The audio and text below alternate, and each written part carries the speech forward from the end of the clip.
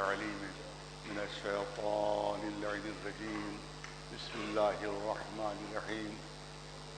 الحمد لله رب العالمين، والصلاة والسلام على سيد الأنبياء والمرسلين سيدنا ونبينا وشفيع المذنبين أبي القاسم محمد وأهل بيته الطيبين الطاهرين المعصومين. أما بعد، فقد قال الله سبحانه تبارك وتعالى في كتابه المبين وهو أصدق القائلين: يا أيها الذين آمنوا اتقوا الله وابتغوا إليه الوسيلة وجاهدوا في سبيله لعلكم تفلحون. صلوات محمد وآل محمد السلام.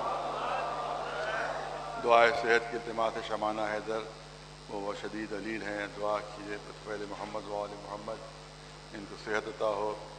8 محرم کو 8 بجے شاہی شفا خانہ میں مجلس رضا منعقد ہوگی، جس میں میرا ہی بیان ہوگا. شرکت کی التماس ہے 8 محرم شاہی خیرات خانے میں 8 بجے صبح. ایک صلوات بھیجیں محمد وآل محمد. آئے کریمہ اعلان فرما رہی ہے کہ اے صاحبان ایمان، تقوی اختیار کرو، متقی بنو، پرہیزگار بنو، اور اللہ تک پہنچنے کے لیے، اللہ کے تقرب کے لیے اور معرفت الہی کے لیے تم وسیلہ تلاش کرو اور اللہ کی راہ میں جہاد کرو.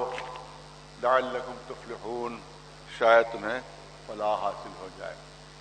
مسلسل مجلسوں میں عرض ہو رہا ہے کہ درجات ہیں، ایک کے بعد دوسرا، دوسرے کے بعد تیسرا. ہر درجے تک ہمیں پہنچنا ہے اور ہر منزل تک ہمیں پہنچنا ہے. پہلی منزل ہے اسلام کی، کہ جو زبان کی حد تک ہے، اور جب تک عقائد دل کے اندر راسخ نہ ہو اس وقت تک مسلمان ہے، مومن نہیں ہے. لیکن جب یہی جو زبان سے ادا کر رہا ہے وہ دل کے اندر راسخ ہو جائے اور مضبوط عقیدہ بن جائے تو اسی کو ایمان کہتے ہیں. مگر ایمان بھی کافی نہیں ہے جب تک کہ انسان متقی نہ بنے، جب تک کہ صاحب تقوی نہ بنے. اور تقوی کے معنی ہے ایمان کے ساتھ ساتھ عمل بھی ہونا چاہیے. بغیر عمل کے صاحب تقوی نہیں بن سکتا. ہم خوب پختہ عقیدہ ہمارا ہو کہ اللہ کی طرف سے نماز واجب کی گئی ہے تو یہ ایمان ہے، اور نماز نہ پڑھیں تو وہ ایمان کافی نہیں ہوگا جب تک کہ اس ایمان پر عمل نہ کیا جائے. روزے کے سلسلے میں تعریفیں کرتے رہیں کہ صاحب روزہ تو بڑی اچھی چیز ہے اور اللہ نے روزہ واجب فرما دیا ہے، وہ روزہ رکھنا چاہیے، مگر کبھی روزہ نہ رکھے. ایمان ہے مگر عمل نہیں ہے، لہذا وہ ایمان کافی نہیں ہوگا.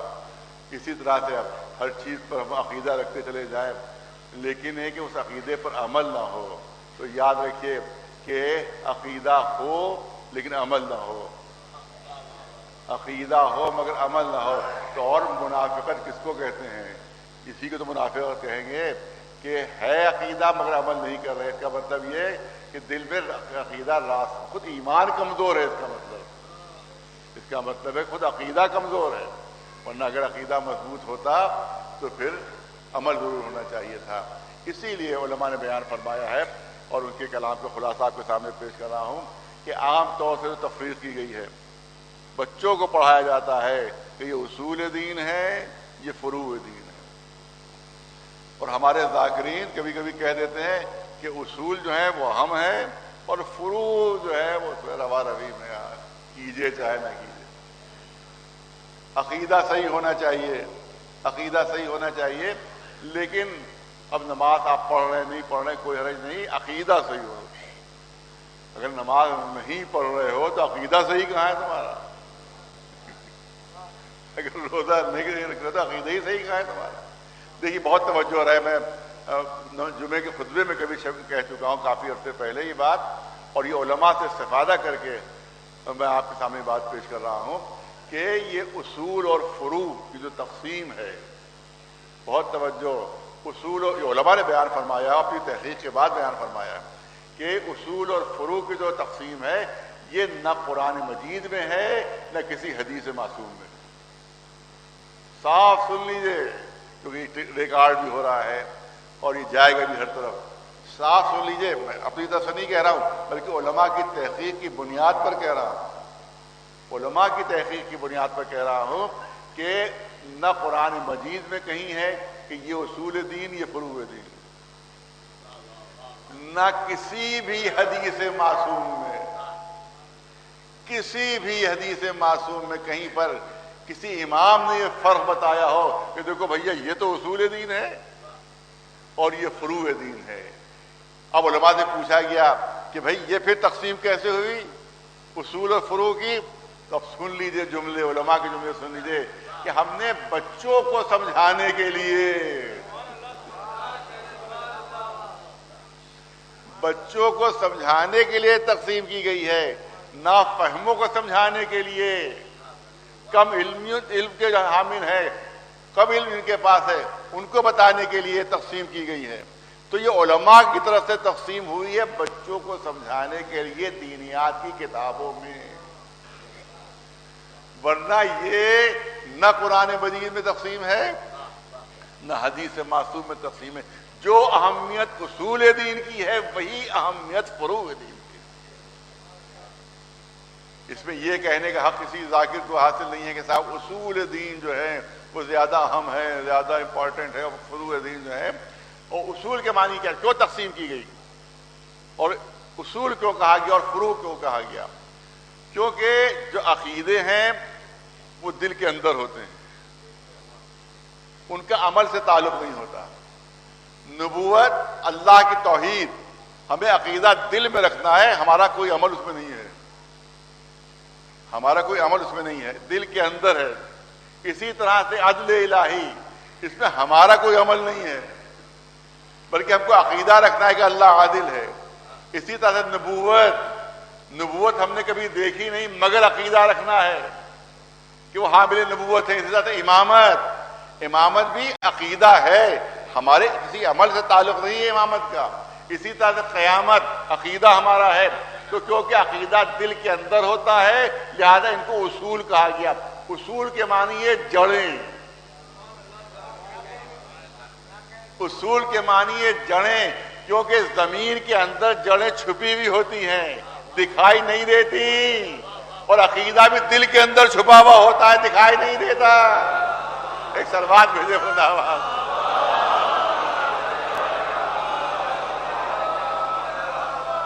اسی لیے ان کو اصول دین کہا گیا. توحید اصول دین, عدل الہی اصول دین, امامت اصول دین, نبوت اصول دین, قیامت اصول دین. کیونکہ یہ اصل کی جمع, اصل مانے جڑ, اصول مانے جڑیں, تو یہ جڑیں ہیں. اور فروع مانے شاخیں, فروع مانے شاخیں, کیونکہ جڑ نہیں دکھائی دیتی ہے, شاخیں دکھائی دیتی ہیں, شاخیں نظر آتی ہیں, کیونکہ شاخیں نظر آتی ہیں لہذا ان کو جو اعمال ہیں جیسے نماز, روزہ, حج, خمس, زکوٰۃ, ان سب کو فروع دین اس لیے کہا گیا ہے کہ انسان عمل کرتے ہوئے دکھائی دیتا ہے, نماز پڑھتے دکھائی دیتا ہے, اب روزہ رکھتے دکھائی دیتا ہے, حج جاتے دکھائی دیتا ہے, جہاد کرتے دکھائی دیتا ہے. لہذا ان کو فروع دین کہا گیا ہے, ان کو فروع دین کہا گیا ہے. اہمیت کا فرق نہیں ہے کہ وہ زیادہ اہم ہے کم اہم ہے. اگر جڑیں ہوں اور شاخیں نہ ہوں تو وہ جڑیں بیکار ہیں. وہ جڑیں کس کام کی کہ درخت نہ نکلے, وہ جڑیں کس کام کی جس میں شاخیں نہ ہوں, وہ درخت کو جڑیں کس کام کی کہ پھل نہ ہو, پھول نہ ہو. اس کا مطلب ہے کہ جڑیں کمزور ہیں تبھی شاخیں نہیں ہیں. ارے توجہ ہے, جڑیں کمزور ہیں تبھی پھل نہیں ہیں, جڑیں کمزور ہے تبھی پتے نہیں ہے, جڑیں کمزور ہے تبھی اس کے اوپر آپ کو پھول نظر نہیں آ رہے ہیں. تو اس کا مطلب ہے کہ شاخیں عمل اور اصول جو ہے اصول دین, ان کا تعلق عقیدے سے ہوتا ہے.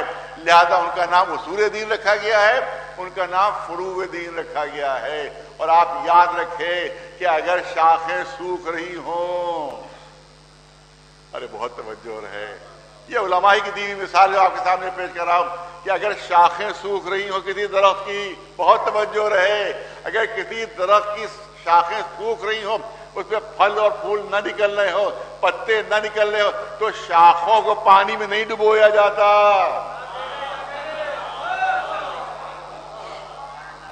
شاخوں کو پانی میں نہیں ڈبویا جاتا کہ وہ ہری بھری ہو جائیں، اس میں پھل آ جائیں، اس میں پھول آ جائیں، اس میں پتے نکل آئیں، نہیں، شاخوں کو نہیں پانی میں ڈبویا جاتا بلکہ جڑوں میں پانی ڈالا جاتا ہے۔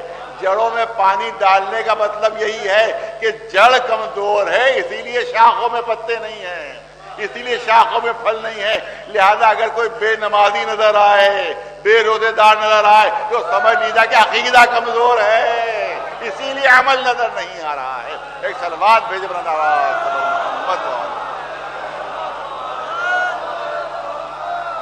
ایک صلوات بلند آواز سے بلند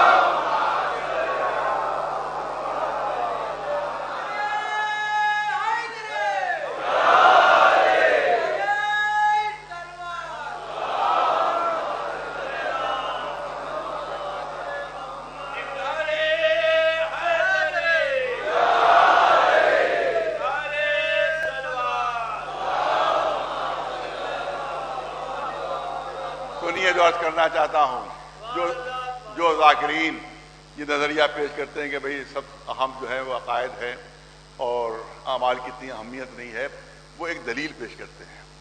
میں چاہتا ہوں دلیل آپ کے سامنے ہو۔ عام طور سے میں نے کئی بندے سے سنی ان حضرات کی تو اس طرح کے عقیدہ رکھتے ہیں، ان کا صاف کہ عقیدے کی قضا نہیں ہوتی، عقیدے کی قضا نہیں ہوتی۔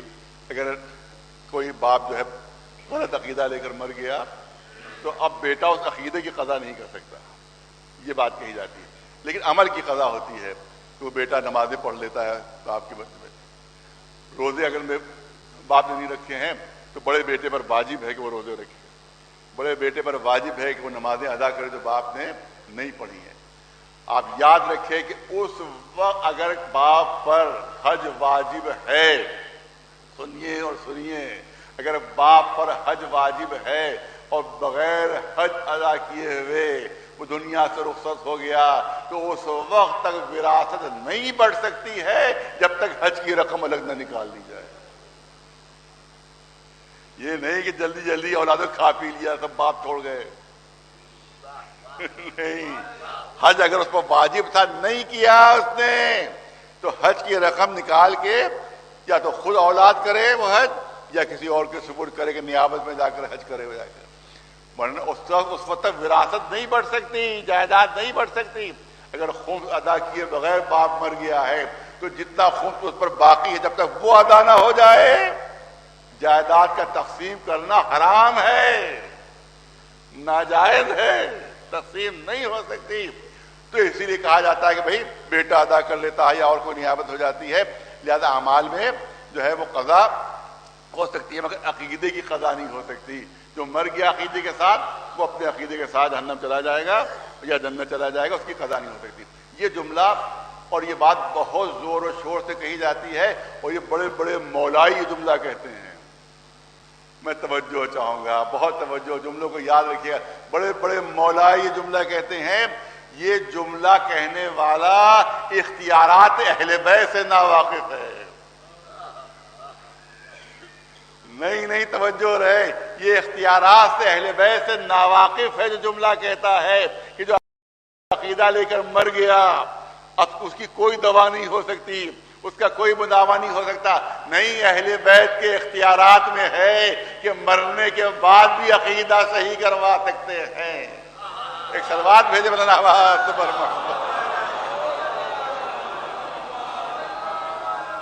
ہے، واقعات موجود ہیں، واقعات موجود ہیں۔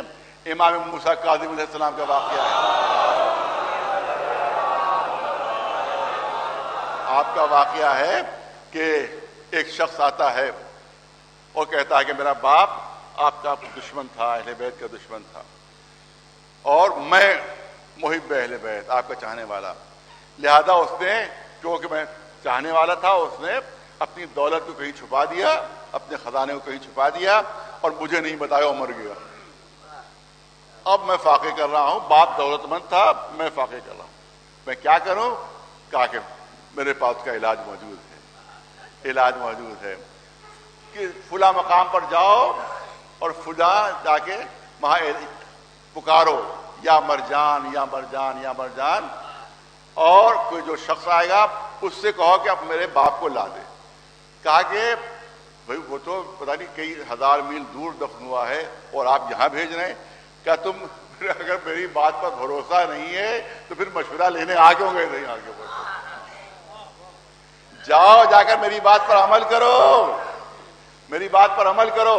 وہ گیا، وہ جو نوکر وہاں کا قبرستان تھا وہیں پہنچ گیا وہ، اور جا کر اس نے یا مرجان یا مرجان آواز دی، دیکھا ایک نورانی شخصیت چلی آ رہی ہے، کہا مولا کا حکم یہ ہے دیا کہ میرے باپ کو لے کر آ جاؤ۔ جب باپ آیا تو دیکھا بہت ہی بھیانک صورت تھی اس کی، انتہائی رنگ اس کا کالا تھا، بہت ہی زیادہ خراب صورت۔ تو اس نے کہا بیٹے نے یہ میرا باپ نہیں ہے، میرا باپ تو بہت خوبصورت تھا، میرا باپ تو بہت گورا تھا، یہ میرا باپ نہیں ہے۔ کہ نہیں تمہارا ہی باپ ہے، دشمنی اہل بیت میں اس کا یہ عالم ہوا ہے، دشمنی اہل بیت میں اس کا یہ عالم ہوا ہے۔ اب اس نے کہا کہ بھائی آپ دشمنی اہل بیت میں مرے، دیکھیں اپنا آپ کا حال کیا کہا، مجھے مرنے کے بعد اندازہ ہوا کہ اہل بیت حق پر ہیں، ان کا مذہب حق پر ہے، یہ مرنے کے بعد مجھے اندازہ ہوا، اور اب میں شرمندہ ہوں مرنے کے بعد، اور تمہارا جو خزانہ میں نے تم سے چھپایا تھا وہ فلاں مقام کے اوپر ہے، جا کر آدھا تم لے لینا، آدھا امام کی خدمت میں پیش کر دینا، آدھا تم لے لینا، آدھا امام کی خدمت میں پیش کر دینا۔ اس کے بعد وہ چلا جاتا ہے، اسی طرح سے وہ جو ہے وہ واپس آ جاتا ہے امام کی خدمت پہ، اور کہا کہ جیسے آپ نے فرمایا تھا ویسے میں نے عمل کیا۔ اور وہ بہت ہی بھیانک صورت کا جو تھا وہ شخص آتا ہے، اس نے بتایا کہ آپ کی دشمنی کی وجہ سے اس کے چہرے کا یہ عالم ہو گیا ہے، اور اس نے وہ جگہ بتا دی کہ جہاں اس نے مال چھپایا تھا کہ آدھا تم لے لو اور آدھا جو ہے وہ امام کی خدمت میں پیش کر دو۔ امام نے اس کے دیے ہوئے ہدیے کو قبول فرمایا۔ اس کے بعد شب کو خواب میں دیکھا تو دیکھا وہی باپ آ رہا ہے، لیکن وہی پہلے والی صورت ہے اس کی، وہی حسن ہے، وہی خوبصورتی ہے۔ کہا آپ جو دیکھا تھا اس سے پہلے تو آپ کی سیاہ رنگ کی صورت تھی، کہا محبت اہل بیت جو مرنے کے بعد دل میں پیدا ہوئی، اس کی وجہ سے میرے سارے گناہ معاف ہو چکے ہیں۔ ایک سلوات بھیجے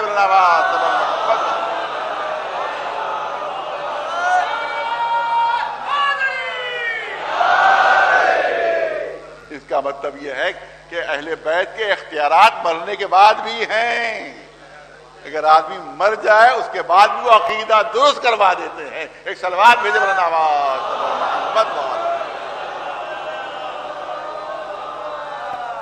تو حقیقت میں آپ پورے علماء ہی کی جو تحقیق آپ کے سامنے پیش کر رہا ہوں کہ پورے قرآن مجید میں کہیں پر بھی ایمان پر جنت کا وعدہ نہیں ہوا ہے، بلکہ ایمان کے ساتھ عمل صالح، ایمان کے ساتھ عمل صالح، ایمان لاؤ اور عمل صالح کرو، ایمان لاؤ اور نیک اعمال کرو، تب تمہیں جنت ملے گی، تب تمہیں جنت ملے گی، بغیر عمل کے جنت ملنے والی نہیں ہے۔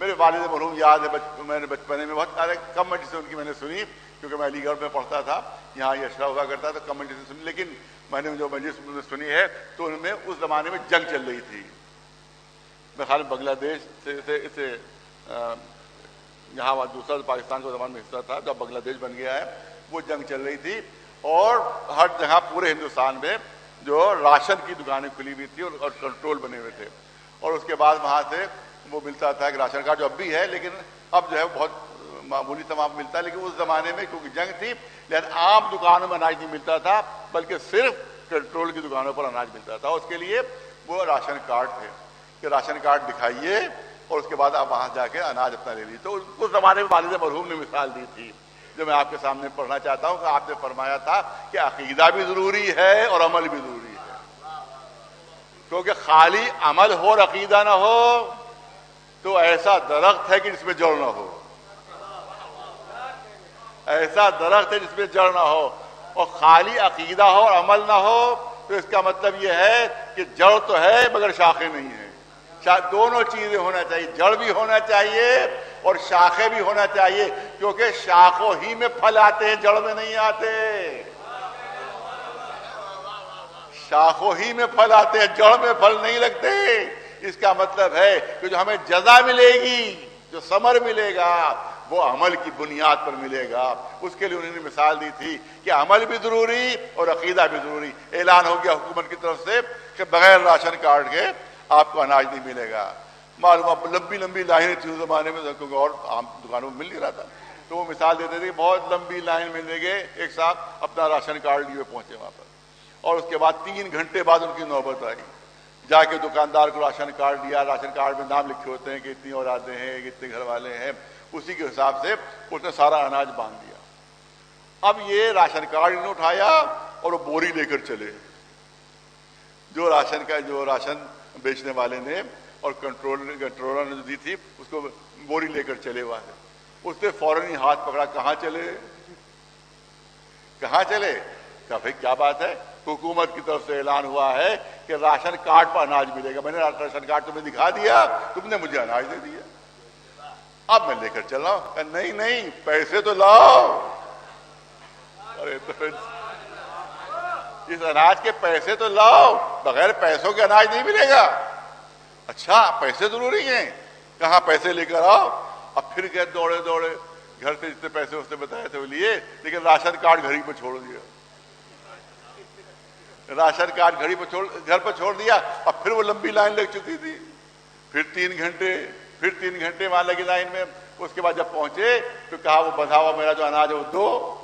کہا کہ میں تو بھول بھی گیا تم نے کتنے تمہارا اناج تھا, کیا تھا, لہذا پھر سے بتا. کہا کہ دو یہ رقم لو, تم نے رقم مانگی تھی, اس سے رقم لے لی. کہا راشن کارڈ کہاں ہے؟ کیا عجیب آدمی ہو, جب میں راشن کارڈ لے کر آیا تھا تو پیسے مانگ رہے تھے, اور جب میں پیسے لے کر آیا تو راشن کارڈ مانگ رہے ہو, یہ کیا بات ہے؟ تو دکاندار کہے گا دونوں چیزیں ضروری ہیں. اس وقت فرمایا تھا کہ دونوں چیزیں ضروری ہے, راشن کارڈ بھی ہونا چاہیے اور پیسے بھی ہونا چاہیے, قیمت بھی ہونا چاہیے. جب حشر کے بازار میں ہم پہنچیں گے تو وہاں راشن کارڈ بھی چاہیے ہے اور پیسے بھی چاہیے ہیں. محبت اہل بیت کا راشن کارڈ ہونا چاہیے اور عمل کی رقم ہونا چاہیے, تب کہیں جا کر جنت ملے گی. ایک سلوات بھیجے برابر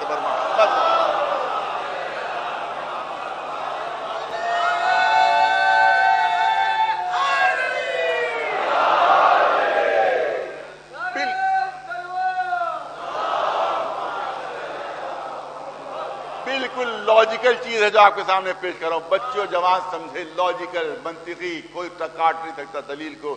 میں دلیل پیش کرنا چاہتا ہوں. کہا جاتا ہے کیونکہ ہم اہل بیت کے چاہنے والے ہیں, ہم محب اہل بیت ہیں, لہذا ہمیں کسی عمل کی ضرورت نہیں ہے. ہمیں نہ نماز پڑھنے کی ضرورت ہے, نہ روزے پر رکھنے کی ضرورت ہے, نہ حج پر جانے کی ضرورت ہے, کسی عمل کی ضرورت نہیں, کیونکہ ہم اہل بیت کے چاہنے والے ہیں, ہم اہل بیت سے محبت کرنے والے ہیں. لہذا ہمارے لیے نماز پڑھنا ضروری نہیں ہے, کیونکہ ہم اہل بیت کے چاہنے والے ہیں. میں آپ پوچھنا چاہتا ہوں کہ مجھے اتنا بتا دیجئے کہ جن کے پاس محبت اہل بیت نہیں ہے ان کا کوئی عمل قبول نہیں. ارے اعمال کی گٹھری میدان حشر میں اس وقت تک کھولی نہیں جائے گی جب تک محبت اہل بیت کی مہر نہ لگی ہو. ایک صلوات بلند آواز سے محمد وآلہ. اعمال کی گٹھری اس وقت کھولی نہیں جائے گی جب تک مہر نہ ہو محبت اہل بیت کی. لہذا اب سوال یہ ہوتا ہے کہ صاحب کہ ہم کیا کریں, عمل ضروری نہیں ہے, محبت ہی ضروری ہے. لہذا یہاں پر سوال یہ ہوتا ہے کہ جو محبت کرتے ہیں اہل بیت سے ان کو عمل ضروری نہیں, ان کو نمازیں پڑھنا ضروری نہیں, ان کو روزے رکھنا ضروری نہیں, اور جو اہل بیت سے محبت نہیں کرتے ان کی نمازیں قبول نہیں, ان کے روزے قبول نہیں, ان کا حج قبول نہیں. ہم کو ضرورت نہیں اور ان کے لیے بیکار, بغیر محبت اہل بیت کے وہ بیکار ہو جائیں گے, کوئی کام نہیں آئیں گے. تو سوال یہ ہوتا ہے کہ محبت کرنے والوں کو نماز کی ضرورت نہیں. ارے توجہ رہے, محبت کرنے والوں کو نماز کی ضرورت نہیں, اور جن کے دل میں محبت اہل بیت نہیں ہے ان کی نمازیں قبول نہیں. وہ نماز پڑھے چاہے نہ پڑھے جہنم میں جائیں گے.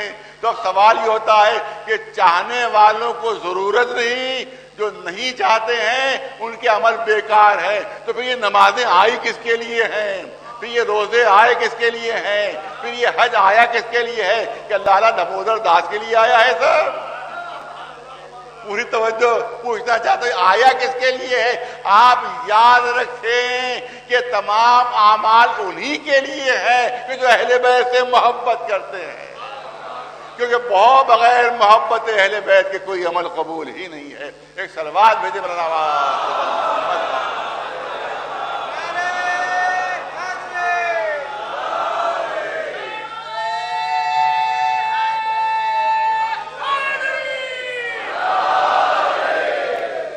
عقیدہ بھی ہونا چاہیے، عقیدہ بھی صحیح ہو، اور اسی کے ساتھ ساتھ عمل بھی ہونا چاہیے.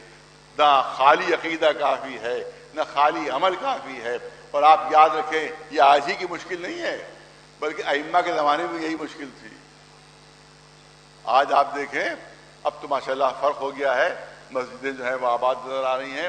لیکن ایک زمانے میں مجھے یاد ہے کہ نماز جمعہ میں ہم لوگ جاتے تھے، والد مرحوم یاد بہت بچپنے میں دادا، تو معلوم ہوا کہ وہاں مشکل سے 2 صفیں ہوا کرتی تھیں. اور اس کے بعد معلوم ہوا کہ سب سے کم سن نمازی 60 سال کا ہوتا تھا. سب سے کم سن معلوم ہوا ریٹائرمنٹ کے بعد اب ریٹائر ہو گئے، اب نماز پڑھنا ہے، اب ریٹائر ہو گئے، اب روزہ رکھنا ہے. تو ریٹائرمنٹ کے بعد نمازیں یاد آتی تھی، روزے یاد آتے تھے، اور تمام اعمال یاد آتے تھے. تو یہ مصیبت صرف آج کی نہیں بلکہ ائمہ کے زمانے میں بھی تھی.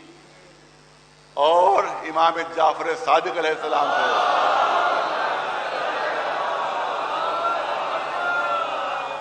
ایک چاہنے والے نے کہا کہ فرزند رسول کیا بات ہے، بہت توجہ رہے، حدیث ہے جب پاکستان پیش کر رہا ہوں کہ فرزند رسول کیا بات ہے جو آپ کے مخالف ہیں وہ نمازیں بھی زیادہ پڑھتے ہیں، وہ روزے بھی زیادہ رکھتے ہیں، حج پر بھی زیادہ جا رہے ہیں، اور زکوٰۃ بھی زیادہ ادا کر رہے ہیں، لیکن جو آپ کے چاہنے والے نماز میں بھی غفلت دیکھتے ہیں کہ نماز سے غفلت کر رہے ہیں، روزے سے غفلت کر رہے ہیں، حج پر کم جا رہے ہیں، یہ کیا بات ہے؟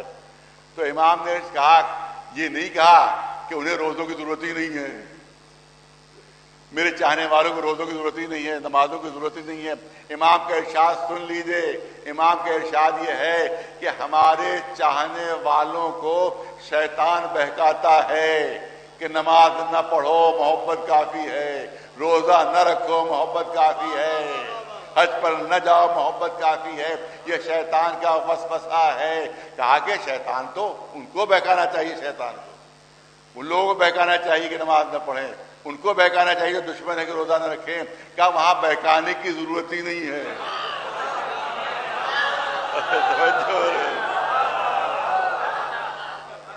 امام کا ارشاد وہاں بہکانے کی ضرورت ہی نہیں ہے، کیونکہ ان کے ہر عمل بیکار ہے، ان کا ہر عمل بیکار ہے. جہاں بنیاد ہوتی ہے وہاں جو اس بنیاد پر عمارت کھڑی ہوتی ہے وہ عمارت مستحکم ہوتی ہے، وہ عمارت پائیدار ہوتی ہے.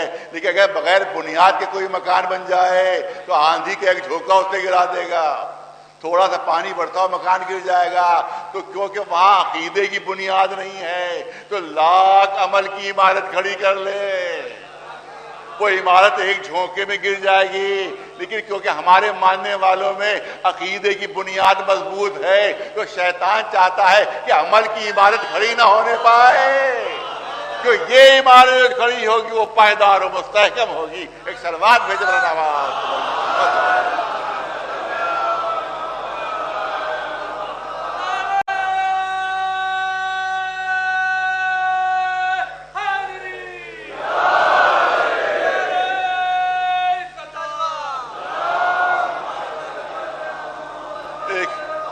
حدیث اور ہے کہ اس کے غلط مطلب بیان کیا تھا. یہ باتیں ضروری ہیں، میں چاہتا ہوں کہ تھوڑی دیر آپ کا وقت لوں کیونکہ بہت ہی اہم باتیں، بہت ضروری باتیں، اور جاہل ذاکرین جو بہکایا کرتے ہیں میں چاہتا ہوں اس کا سد باب ہو جائے. آپ دیکھیں کہا جاتا ہے کہ بھائی عمل کی ضرورت نہیں ہے بلکہ صرف عقیدہ جو ہے کافی ہے، محبت اہل بیت کافی ہے. ہمارا ایک حدیث اس کے لیے پیش کی جاتی ہے، وہ حدیث یہ ہے کہ علی کی محبت اس طرح سے گناہوں کو کھا جاتی ہے کہ جس طرح سے آگ لکڑی کو کھا جاتی ہے. مولا کی محبت، اہل بیت کی محبت اس طرح سے گناہوں کو کھا جاتی ہے کہ جس طرح سے لکڑی آگ کو کھاتی ہے، آگ جو ہے وہ لکڑی کو کھا جاتی ہے۔ اس کا مطلب یہ ہے کہ ہم گناہ کرتے جائیں، محبت اہل بیت دل میں موجود ہے، ہمارا کام گناہ کرنا ہے، محبت اہل بیت کے کام گناہوں کو جلاتے رہنا ہے۔ لہذا ہمیں کھلی چھوٹ ہے گناہوں کی، لائسنس ملا ہے گناہوں کا ہمیں کہ تم محب اہل بیت تو جو دل چاہے گناہ کرو، جو دل چاہے گناہ کرو۔ نہیں، بہت بڑی غلط فہمی ہے، غلط معنی بیان کیے جاتے ہیں۔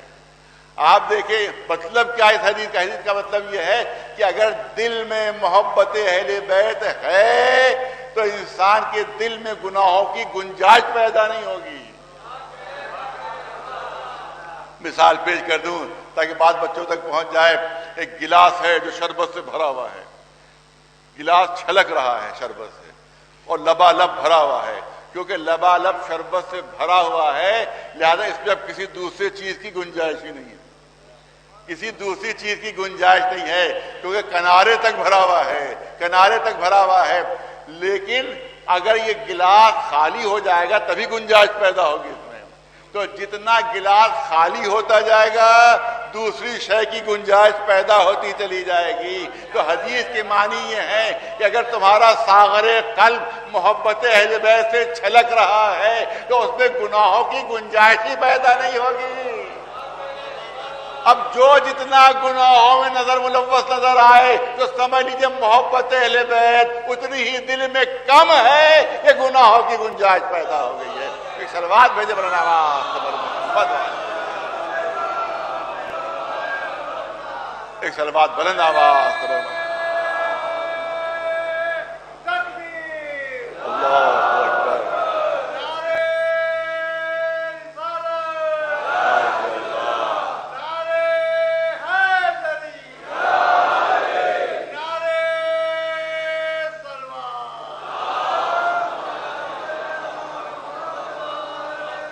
لیکن اس حقیقت سے بھی انکار نہیں کیا جا سکتا کہ ہم سب گناہگار ہیں، ہم سب گناہگار ہیں۔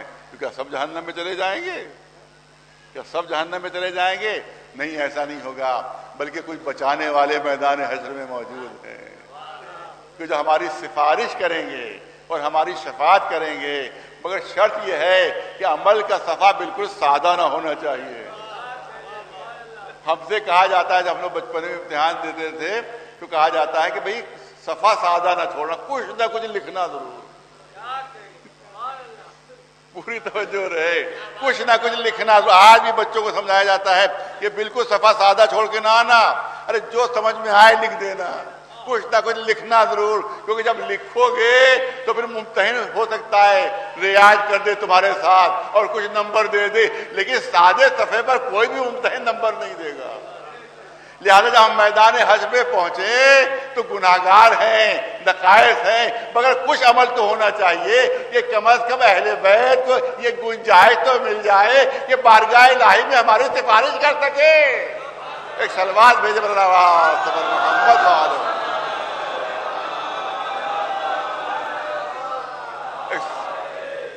ایک سلوات بلند آواز سے محمد والے۔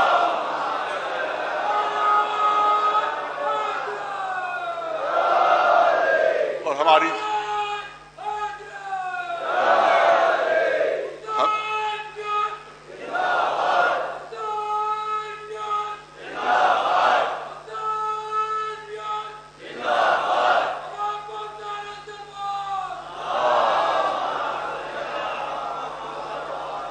ہماری شفاعت کا بہترین ذریعہ یہی مجلسیں ہیں، یہی مجلسیں ہیں، یہی ذکر اہل بیت ہے جو ہمارے لیے شفاعت کا وسیلہ بن جائے گا، ہمارے گناہوں کو بخشوانے کا وسیلہ بن جائے گا۔ یہی ذکر اہل بیت، یاد رکھیے کہ انہی کے ذریعے سے ہمیں، انہی کے وسیلے سے ہمیں جنت ملے گی، انہی کے وسیلے سے ہمارے گناہ معاف ہوں گے، کیونکہ یہی جو ہیں وہ اللہ کی طرف سے شفیع ہیں، انہی کو شفاعت کا جو ہے وہ درجہ دیا گیا ہے اور اختیار دیا گیا ہے۔ اور اس میں سب سے بہت توجہ چاہوں گا، سب سے زیادہ شفاعت کا حق کس کو ہے؟ اہل بیت میں سب کا مرتبہ برابر ہے، سب کا مرتبہ برابر ہے، لیکن یاد رکھیے کہ سب سے زیادہ اگر کوئی شفاعت وہاں کرے گا وہ امام حسین علیہ السلام۔ ایک صلوات بھیجے بلند آواز سے محمد۔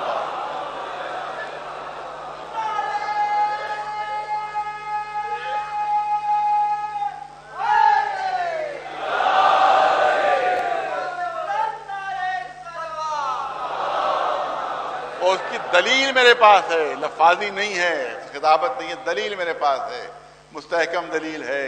کیونکہ امام حسین علیہ السلام کے سلسلے میں رسول اللہ کا ارشاد ہے کہ حسین جو ہے وہ سفینہ نجات ہے اور ہدایت کا چراغ ہے. ان الحسین مصباح الہدی و سفینۃ النجاۃ.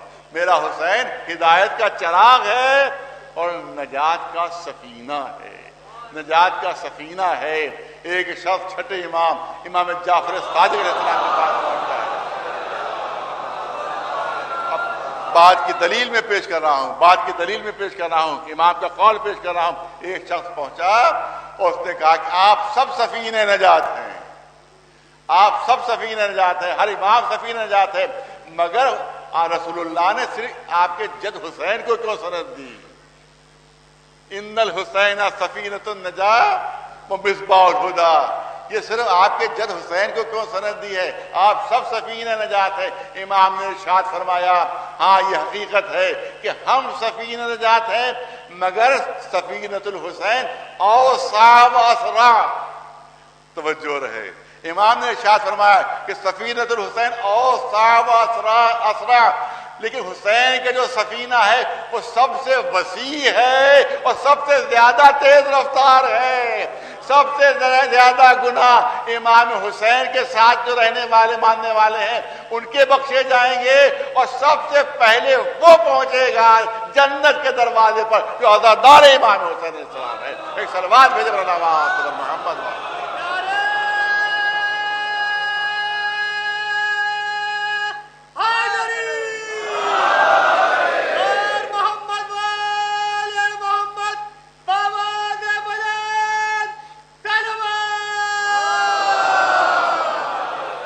کہ دامن وقت میں زیادہ گنجائش نہیں ہے. یہ چند اہم باتیں تھیں جو آپ کے سامنے عرض کر دی، لیکن حقیقت یہ ہے کہ یہ عزاداری جو ہے یہ ہمارے لیے ہمارے گناہوں کے بخشوانے کا بہترین وسیلہ ہے، بہترین سبب ہے. لیکن اسی عزاداری پر ہزاروں اعتراضات کیے جاتے ہیں. یہ ذریعہ کیا ہے، یہ تعزیہ کیا ہے، یہ علم کیا ہے، یہ مشق کیا ہے، یہ تمام چیزیں کیا چیزیں، یہ تو سب بدعت ہے، یہ تو سب شرک ہے. ان سب کو تم کیوں یہاں پر لے کر آ رہے ہو، مذہب کا جز بنا لیا ہے. یہ فتوے دیے جاتے ہیں، اعتراض کیا جاتا ہے. لیکن میں کرنا چاہتا ہوں کہ مجھے یہ بتاؤ کہ کسی شے کی قیمت کس بنیاد پر ہوتی ہے؟ کسی شے کی قیمت کبھی مادیت کی بنیاد پر نہیں ہوتی ہے، بلکہ ہمیشہ معنویت کی بنیاد پر ہوتی ہے. کسی وقت میں نے شاید نجف کی مجلس میں چیزیں عرض کی تھی، بہت عرصہ پہلے کی بات ہے. میں چاہتا ہوں یہاں پر ہلکا سا اشارہ ہو جائے کہ کسی بھی شے کی قیمت مادیت کی بنیاد پر نہیں ہوتی ہے، بلکہ معنویت کی بنیاد پر ہوا کرتی ہے. آپ دیکھیں کہ ایک بن کا لوہا ہے، پورا ایک بن کا لوہا رکھا ہوا ہے کہ ایک معمولی کمزور آدمی اس کو ہلا نہیں سکتا. ایک من کا لوہا ہے، اور ایک بچے کی ہتھیلی پر 10 گرام سونا رکھا ہوا ہے. ایک چھوٹے سے بچے کی ہتھیلی پر 10 گرام سونا رکھا ہوا ہے. 10 گرام اطمینان سے لیے وہ گھوم رہا ہے. یہ بتاؤ کہ قیمت کس کی زیادہ ہے؟ اگر مادیت بنیاد ہوتی تو لوہے کی قیمت زیادہ ہونا چاہیے تھی، کیونکہ وہ 1 من ہے، اور یہ 10 گرام سونے کی قیمت کم ہونا چاہیے تھی. لیکن کیونکہ مادیت جو ہے وہ بنیاد نہیں ہے بلکہ معنویت بنیاد ہے، تو بازار میں جب لے جاؤ گے تو لوہے کی قیمت کم لگے گی، سونے کی قیمت زیادہ لگے گی، کیونکہ معنویت بنیاد ہے. اسی طرح سے آپ دیکھیں کہ 500 کا نوٹ ہے، اور پرانے جو 100 کے نوٹ ہیں وہ بڑے ہوئے ہیں آج کے 500 کے نوٹ سے، ان کا سائز بڑا ہے. کسی بچے کو آپ پہنچے اور کہا کہ بھیا بڑا نوٹ لے لو، یہ 500 کا چھوٹا نوٹ دے دو مجھے. یہ چھوٹا نوٹ، اگر سمجھدار بچہ ہے تو یہ کہے گا کہ آپ کا نوٹ بڑا ضرور ہے، میرا نوٹ چھوٹا ضرور ہے، لیکن جب ہم بازار میں جائیں گے تو اس کی قیمت کم لگے گی، اس کی قیمت زیادہ لگے گی. اس کا مطلب یہ ہے کہ معنویت بنیاد ہوتی ہے اور مادیت بنیاد نہیں ہوا کرتی. بہت توجہ رہے. ہم جا رہے تھے راستے میں، ایک پتھر راستے پہ پڑا، بہت توجہ رہے. مثال پر راستے میں ایک بڑا سا پتھر پڑا ہوا تھا، میں نے اس کو دور اچھال دیا، دور ہٹا دیا، اور تھوڑا اور آگے بڑھا تو ایک پتھر اپنی جگہ سے ہٹ گیا تھا. میں نے اس پتھر کو دوبارہ اس جگہ پر نصب کر دیا. ایک صاحب میرے ساتھ تھے، انہوں نے کہا بھی پتھر وہ بھی تھا. پتھر یہ بھی ہے، اس کو آپ نے دور کیوں پھینکا اور یہ اپنی جگہ سے ہٹ گیا تھا، اس کو دوبارہ اس کی جگہ پر کیوں نصب کیا؟ تو میں کہوں گا پتھر وہ بھی، پتھر یہ بھی، مگر وہ راستے کا پتھر تھا۔ ارے توجہ رہے، وہ راستے کا پتھر تھا، لہذا اس کا ہٹانا ضروری تھا، اور یہ پتھر وہ ہے جو راستہ بتانے والا ہے، تو اپنی جگہ سے اگر ہٹ جائے تو اپنی جگہ پر لانا ضروری۔ اس کا مطلب یہ ہے کہ مادیت بنیاد نہیں ہوتی ہے بلکہ معنویت بنیاد ہوتی ہے۔ پتھر یہ بھی، پتھر وہ بھی۔ اب جائیے حج کے اوپر، وہاں حج کے اوپر جائیں گے آپ تو آپ کو ایک جگہ پر 3 پتھر ملیں گے۔ ارے توجہ چاہوں گا، 3 پتھر ملیں گے۔ حاجی اتنے جوش میں آ جاتے ہیں ان 3 پتھروں کو دیکھ کر کہ کنکریاں مارتے مارتے اتنے جوش میں آتے ہیں کہ جوتے چپلیں مارنے لگتے ہیں اس کے اوپر۔ اور جب حاجی وہاں سے واپس آتے ہیں تو ہزاروں جوتوں چپلوں کا ڈھیر وہاں پر ملتا ہے۔ وہ 3 پتھر، کوئی تھوک رہا ہے، کوئی پتھر مار رہا ہے، کوئی جوتے مار رہا ہے، کوئی چپلیں مار رہا ہے۔ جب تینوں کا یہ حشر کر چکے تو اب جو کعبے کے پاس آئے تو 4تھا پتھر ملا، 4تھا پتھر ملا۔ ارے پتھر وہ بھی ہیں، پتھر یہ بھی، لیکن ادھر حاجی قریب آیا چومنے کے لیے دوڑا، کوئی چوم رہا ہے، کوئی پیشانی مس کر رہا ہے، کوئی ہونٹ مس کر رہا ہے۔ ارے کیا بات ہے، پتھر تو وہ بھی تھے، پتھر یہ بھی ہے۔ جو کہے گا پتھر وہ ہیں مگر شیطان کی طرف منسوب ہیں، پتھر یہ بھی ہے مگر رحمان کی طرف منسوب ہے۔ ایک سلوات بھیجو رناوات پر محمد والا۔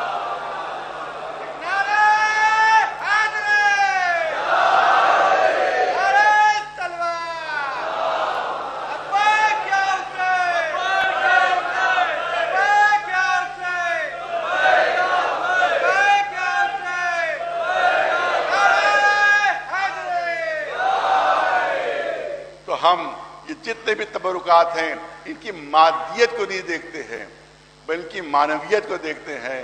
کہا گیا کہ علم کو کیوں چوم رہے ہو؟ ہم علم کا کپڑا نہیں چوم رہے، بہت توجہ ہے صاحبان ذوق ہیں، ہم علم کا کپڑا نہیں چوم رہے ہیں، ہم بات نہیں چوم رہے ہیں، بلکہ جو علم کی معنویت ہے ہم اس کو بوسہ دے رہے ہیں۔ ہم عباس کی وفاؤں کو بوسہ دے رہے ہیں، زینب کی دعاؤں کو بوسہ دے رہے ہیں۔ ایک سلوات پر نواز صبر محمد والا۔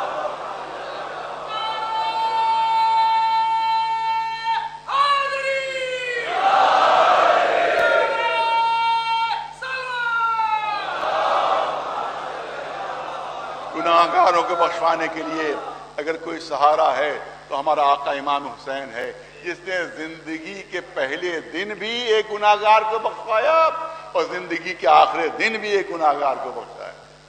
آپ کو معلوم ہے کہ جب امام حسین کی پیدائش ہوئی ہے تو اس وقت فطر اسلام کا ایک فرشتہ جس سے ترک اولا ہوتا ہے، اور وہ جب دیکھتا ہے کہ جوگ در جوگ فرشتے آسمان سے اتر رہے ہیں اور جبریل آگے آگے تو گھبرا کر پوچھتا ہے کہ کیا قیامت آ گئی؟ جبریل کہتے ہیں قیامت نہیں آئی ہے بلکہ رسول کے گھر میں نواسہ پیدا ہوا ہے، ہم مبارکباد دینے جا رہے ہیں، کیا مجھے بھی لے کر چلو؟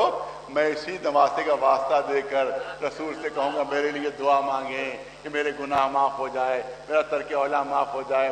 پھر اس کو لے کر پہنچے جناب جبریل، کہا اے اللہ کے رسول مبارک ہو نواسہ، اس کے طفیل میں آپ دعا مانگیے کہ میرے گناہ معاف ہو جائیں۔ رسول دعا مانگ سکتے تھے مگر دعا نہیں مانگی، دعا نہیں مانگی۔ کہ لے جاؤ اس کو اور اس کے پروں کو حسین کے گہوارے سے مس کرو، خود بخود اس کے گناہ معاف ہو جائیں گے، خود بخود اس کو شفا مل جائے گی۔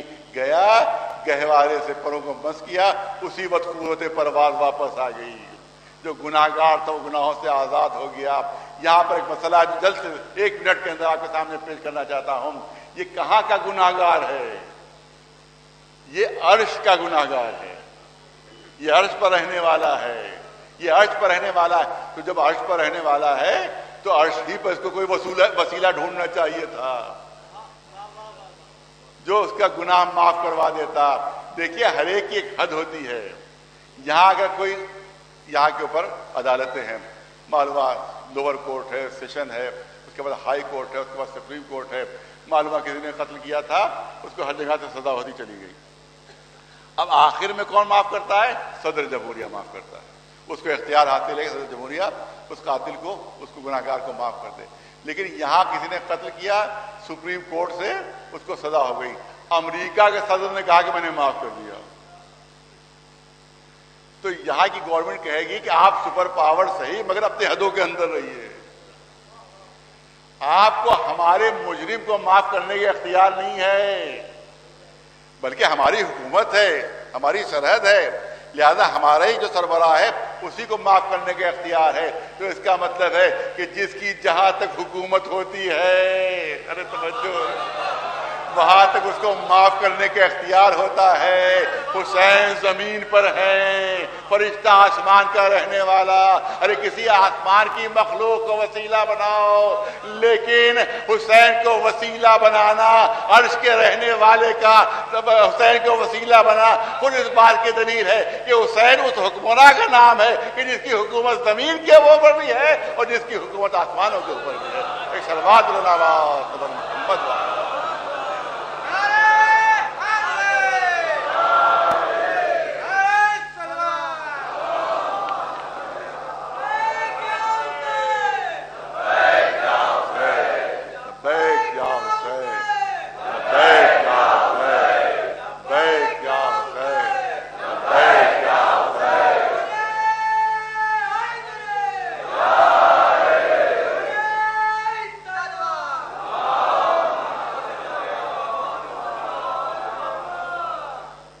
حسین اس شخصیت کا نام ہے کہ اپنی زندگی کے پہلے دن عرش کے گناہگار کو معاف کیا اور اپنی زندگی کے آخری دن فرش کے سب سے بڑے گناہگار کو معاف کیا. وہ کون ہے؟ وہ حر ہیں.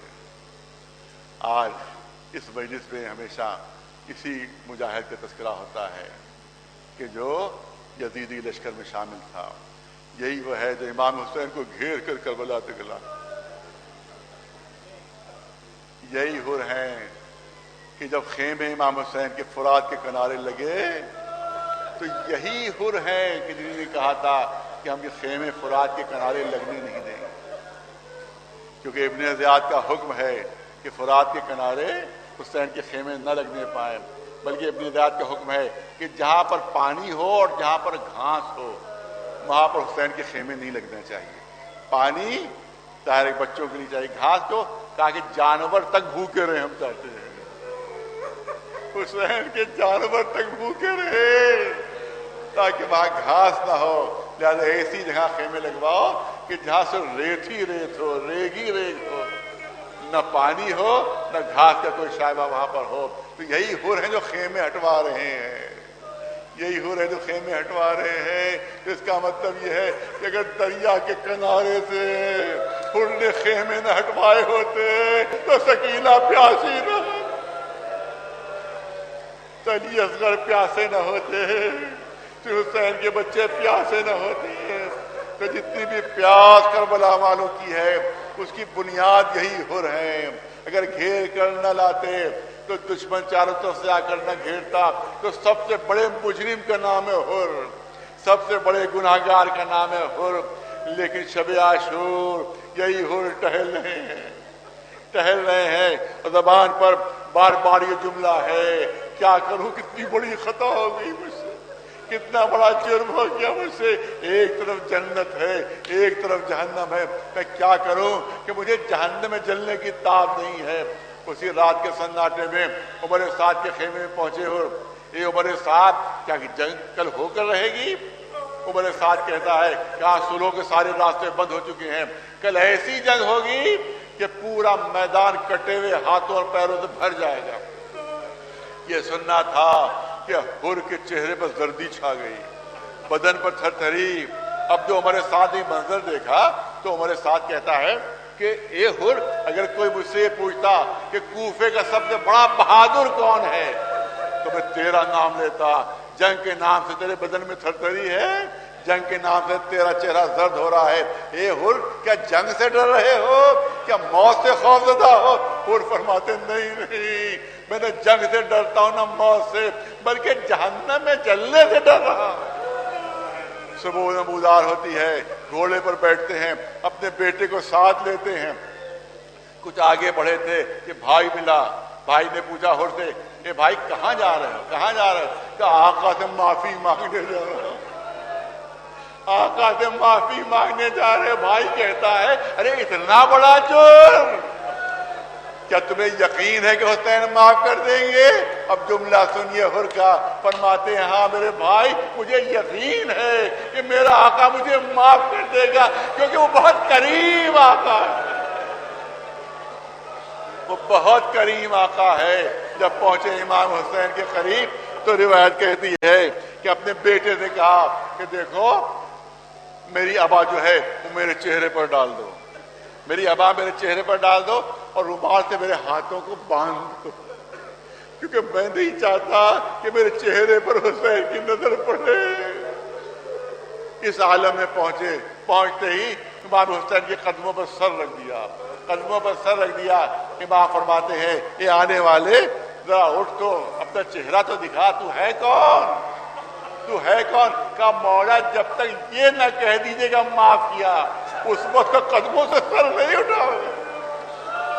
इमाम ने फरमाया, मैंने भी माफ किया, मेरे खुदा ने भी माफ किया। अब हुर ने अपना सर उठाया, मैं हूं गुनाहगार हुर, मैं हूं गुनाहगार हुर। ए आका आपके बच्चों को बहुत सताया, आपके बच्चों को बड़ी अजियत दी है। हाँ ये बच्चे तो प्यास से तड़प रहे हैं, ये मेरे ही गुनाह का सबब है। ए आका इजाजत दीजिए कि आपकी बहन ज़ैनब से भी माफी मांग लूं, शहजादी से भी माफी मांग लूं। इमाम लेकर तेरे खेमा पर पहुंचे, आवाज दी, ए मेरी बहन ज़ैनब, हुर आपसे माफी मांगने आए हैं, हुर आपसे माफी मांगने आए हैं। शहजादी ने फिजा से कहलवाया, ए फिजा जाकर हुर से कह दो कि ज़ैनब खुद तुमसे माफी मांगना चाहती। अरे हुसैन की बहन, अली की बेटी ज़ैनब खुद तुमसे माफी मांगना चाहती। हुर तड़प गए, शहजादी ये गुलाम से माफी मांग रही है, इस गुनाहगार से माफी मांग रही है। फरमाया, हाँ ए हुर मुझे माफ कर दो। अरे जब तुम दुश्मन बनकर आए थे तो तुम्हें पानी पिलाया था, आज दोस्त बनकर आए हो, एक कतरा पानी का मौजूद नहीं। हाँ अज़ादारों, यहाँ पर किसी मजलिस में मैंने अर्ज किया था, यकीनन ये है किरदार इमाम हुसैन। जब हुर माफी मांग रहे होंगे तो क्या बच्चे आवाज नहीं दे रहे होंगे कि हाय प्यास, हाय प्यास, प्यास में मारे डाल रही है?